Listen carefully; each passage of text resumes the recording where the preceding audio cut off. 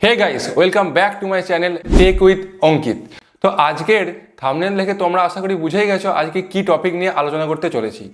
তো ইউটিউবে সাবস্ক্রাইবার কিভাবে বাড়াবে, তো এটি হলো একটি বড় প্রশ্ন নতুন ইউটিউবারদের কাছে। পৃথিবীতে এমন কোনো সেটিংস নেই বা এমন কোনো ট্রিক্স নেই যেটি অন করে দিলে আপনার চ্যানেলে প্রচুর পরিমাণে সাবস্ক্রাইবার হয়ে যাবে। তো এবার প্রশ্ন হলো নতুন চ্যানেলে ইউটিউবে সাবস্ক্রাইবার কিভাবে বাড়াবে। আমার এই ভিডিওটা যারা দেখছো তাদের কিন্তু কম বেশি সবারই ইউটিউবে চ্যানেল আছে এবং সবাই চাইছো তাদের চ্যানেলে প্রচুর পরিমাণে সাবস্ক্রাইবার এসে যাক। কিন্তু একটা মজার বিষয় হলো ইউটিউবে সাবস্ক্রাইবার আসে ভিউজ থেকে, যেটা আমরা একদমই লক্ষ্য করি না। আমরা যেটা সবাই চাই ইউটিউবে আমরা একটা চ্যানেল খুলবো এবং সেই চ্যানেলটি প্রথমেই অনেক সাবস্ক্রাইবার আসবে, যেটা কিন্তু প্রথমে একদমই সম্ভব নয়। তো চলুন আজকের ভিডিওতে সাবস্ক্রাইবার কীভাবে বাড়াবেন এই বিষয়টি ক্লিয়ার করি। আপনি আপনার চ্যানেলের অ্যানালাইসিসে গেলেই কিন্তু বুঝতে পারবেন আপনার কত ভিউজেতে কত সাবস্ক্রাইবার আসছে। একটা ভিডিও যখন কোথাও প্লে হয় এবং সেই ভিডিওটিকে দেখে যদি কোনো মানুষের ভালো লাগে তখন যদি সে সাবস্ক্রাইব করে, সেই সাবস্ক্রাইবার কিন্তু আপনার অর্গানিক সাবস্ক্রাইবার। এবং অনেক ক্ষেত্রে আমরা কি করি, আমরা একটা চ্যানেল ক্রিয়েট করি এবং সেই চ্যানেলের লিঙ্কটি আমাদের বন্ধু বান্ধবদের মধ্যে শেয়ার করি এবং বলি দেখি একটি সাবস্ক্রাইব করে দেওয়ার জন্য। আপনার বন্ধু হয়তো সাবস্ক্রাইব করে দেয় কিন্তু সেই সাবস্ক্রাইবার একটু পরে কিন্তু সরে যায়। তখন হয়তো আপনি ভাবেন যে আপনার বন্ধু হয়তো আনসাবস্ক্রাইব করে দিয়েছে, কিন্তু বিষয়টি কিন্তু এমন নয়। আপনি যদি কোনো ভিডিও শুরু করেই সঙ্গে সঙ্গে সাবস্ক্রাইব করেন এবং পুরোটি না দেখে যদি কেটে বেরিয়ে আসেন, সেই সাবস্ক্রাইবারকে কিন্তু ইউটিউব এখন সরিয়ে দেয়। তার কারণ হচ্ছে আপনি ওটাকে জোর করে সাবস্ক্রাইব করেছেন বা ফোর্সভাবে ওটাকে সাবস্ক্রাইব করেছেন, যেটা এখন কিন্তু ইউটিউবে চলে না। আগে ইউটিউবে এরকম ছিল যে আপনি অর্গানিকভাবে সাবস্ক্রাইবার না নিয়ে এলেও হয়তো কোনো টুলসের মাধ্যমে বা কাউকে বলে হয়তো সাবস্ক্রাইবার করালেন, কিন্তু ওই চ্যানেলটিতে যারা সাবস্ক্রাইব করছে তারা হয়তো কোনো দিনই ভিজিট করলো না, সেক্ষেত্রে কিন্তু এখন আর চলবে না। আপনার পার্মানেন্ট যারা সাবস্ক্রাইবার, মানে আপনার ভিডিও যারা হয়তো ফলো করে বা আপনার চ্যানেলটাকে ভিজিট করে, সেই সাবস্ক্রাইবার কিন্তু আপনার থেকে যাবে, বাকিরা কিন্তু ইউটিউব সরিয়ে নেবে। তো এখন আমাদেরকে ইউটিউবে সাবস্ক্রাইবার কীভাবে বাড়বে তা না দেখে ভিউজ বাড়ানোর উপরে কাজ করতে হবে। তো এর আগেও যেহেতু আমি অনেক চ্যানেলে কাজ করেছি, তো সেখান থেকে আমার এইটুকু নলেজ হয়েছে যে মোটামুটি আপনি যদি আপনার চ্যানেলটাকে অ্যানালাইসিস করেন, আমি আমার চ্যানেলে অ্যানালাইসিস করে বুঝেছি মোটামুটি 5 থেকে 10 হাজার ভিউতে 50 থেকে 100টা সাবস্ক্রাইবার আসে। তো আপনিও যদি আপনার চ্যানেলটা অ্যানালাইসিস করেন ভালোভাবে, তো আপনিও দেখবেন যে আপনার যে 5,000, 10,000, 20,000 ভিউ এসছে তার থেকে কত সাবস্ক্রাইবার এসেছে। তো এবার হয়তো আমাকে অনেকেই প্রশ্ন করবে যে ভাই আমি তো 5-10 হাজার ভিউ থেকে 300-400 সাবস্ক্রাইবার পেয়েছি, তো তুমি কেন বললে যে 100-150? তো ইউটিউবে সাবস্ক্রাইবার বাড়ানোর জন্য কিন্তু কিছু পদ্ধতি আছে, এরকম আমি টিপস বলবো না। তো ইউটিউবে 5-10 হাজার ভিউ থেকে একটা গড় কিন্তু 1 থেকে 150 সাবস্ক্রাইবার আসে। এবার তুমি যদি ইউটিউবে কোনো সিরিজ লঞ্চ করো, যেমন তার ফার্স্ট পার্ট এলো, সেকেন্ড পার্ট এলো এবং ফার্স্ট পার্টের শেষে তুমি বলে রাখলে যে সেকেন্ড পার্ট দেখার জন্য চ্যানেলটি অবশ্যই সাবস্ক্রাইব করে রাখুন, তো সেক্ষেত্রে যদি তোমার ওই ভিডিওটি ভাইরালে যায় তো তুমি কিন্তু নর্মাল কোনো ভিডিও থেকে দ্বিগুণ সাবস্ক্রাইব তোমার চ্যানেলে গেইন করতে পারবে। এবার যদি আমরা একটু শর্টস অ্যানালাইসিস করি, তো একটা লং ভিডিও আপলোড করার পর সেই লং ভিডিওটা ভিউজ হওয়ার পর আপনি যে সাবস্ক্রাইবার পাবেন, একটা শর্টস থেকে কিন্তু তার থেকে অনেক বেশি পরিমাণ সাবস্ক্রাইব তোমার চ্যানেলে আসে।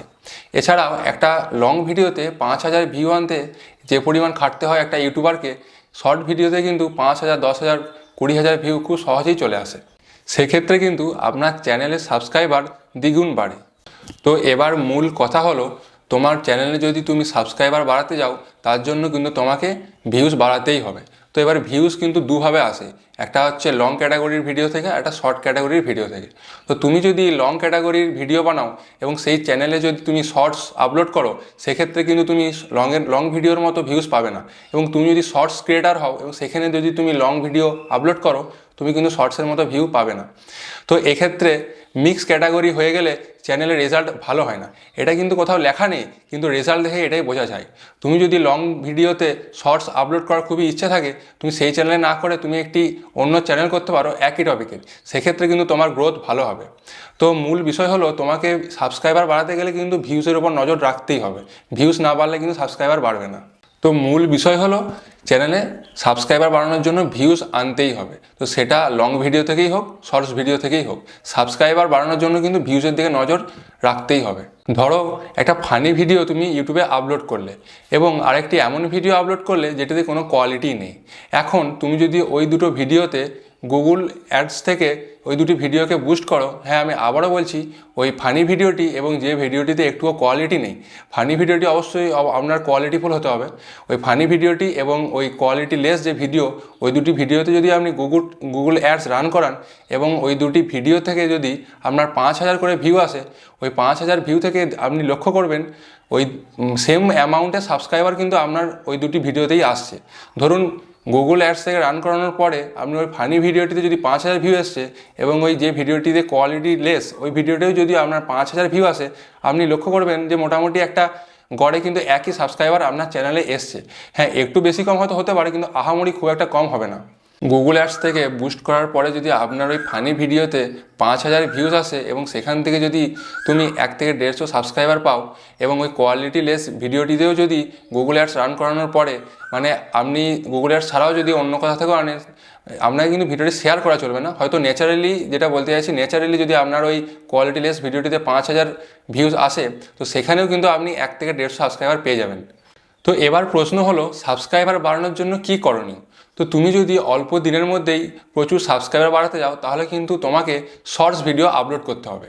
এবং তুমি যদি ভাবো যে আমি একটা অডিয়েন্স বিল্ড করব, তাহলে কিন্তু তোমাকে লং ভিডিওর দিকে যেতে হবে।